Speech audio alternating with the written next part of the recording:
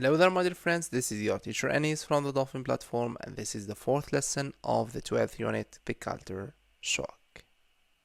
In this lesson, my dear friends, we are going to see conversation, in which we are going to practice the conversation and answer the questions about it as usual. Open your book on page 129 and let's enjoy it together. First, what is this city in the picture? Do people in China eat the same food as you?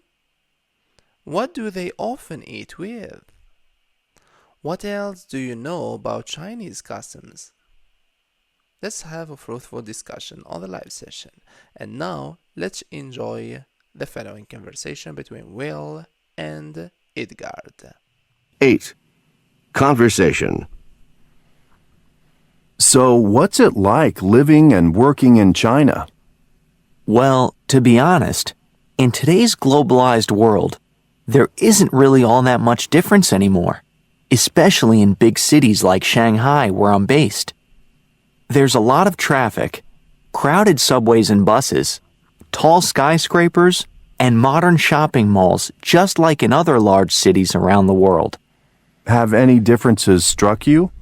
Well, the food is very different, and eating with chopsticks was tricky at first, especially rice and noodles. But I've got the hang of it. What about the language? Most of the people I work with speak English well. I'm still learning Chinese to handle everyday situations. Is there anything else you're not used to yet? No, I've adjusted to the way of life. However, there's still one thing that's kind of weird to me. In China, the family name comes before the first name, and millions of people have the same surname. For example, Wang, Li, Zhang, Chen, and so on are the most common. No kidding. Yeah. At work, when I called out Zhao, 3 colleagues used to answer me, but I managed to solve the problem. What did you do? Well, that was the conversation. And now let's have some practice. I want you to pause the video and answer the following question.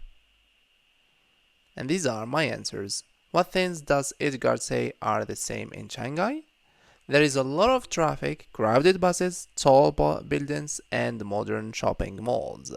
What's his conversational Chinese like? He's still learning Chinese for everyday situations. What did Edgard find difficult at first? Eating with chopsticks was difficult for him at first. What is unusual about Chinese surnames? The surnames come before the first names, and millions of people have the same surname. Well, now it's your turn, my dear friends. In our live session, we are going to roleplay the conversation like the one above, but using a different country, expressing surprise at some of the things mentioned. So be prepared for that, okay? And you can also end the conversation by your own.